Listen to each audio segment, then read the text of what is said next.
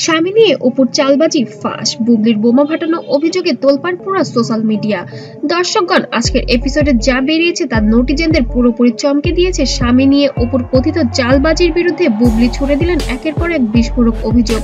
আর এসব অভিযোগ ছড়িয়ে পড়তেই তোলপাড় পুরা সোশ্যাল মিডিয়া। গত রাতে লাইভে শুরু হয় পুরো নাটক।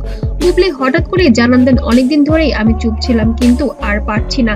এই লাইন বলার সঙ্গে সঙ্গে কমেন্ট সেকশনে জ্বলে ওঠে যেন আগুন। এরপরই বুবলির একের পর এক বক্তব্য দর্শকদের স্তব্ধ করে দেয়। তিনি ইঙ্গিত করে বললেন, আমি ব্যক্তিগত জীবনে যেসব সমস্যা তৈরি হয়েছে তার পেছনে কারো না কারো সূক্ষ্ম চাল রয়েছে। এটি যেন অপুর দিকেই ইঙ্গিত করে বলছেন।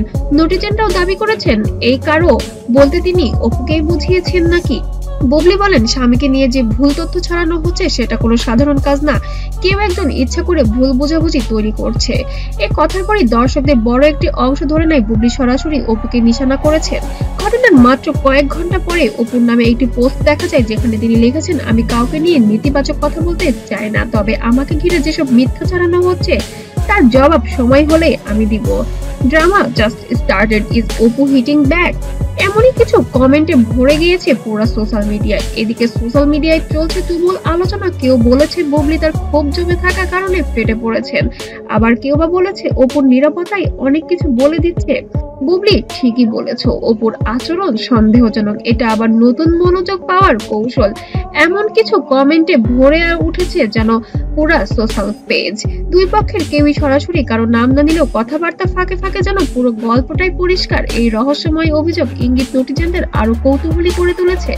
তবে আসল সত্যটা কি? চালবাজির অভিযোগ কি সত্যি কারো দিকে ইঙ্গিত করে দেওয়ায়, নাকি পুরো ঘটনা একটি ভুল বোঝাবুঝি? এই বিতর্কের নতুন আপডেট এলেই আমরা আপনাদের জানিয়ে দেব। ততক্ষণ পর্যন্ত সাবস্ক্রাইব করে পাশে থাকুন, কারণ এই গল্প এখানেই শেষ নয়।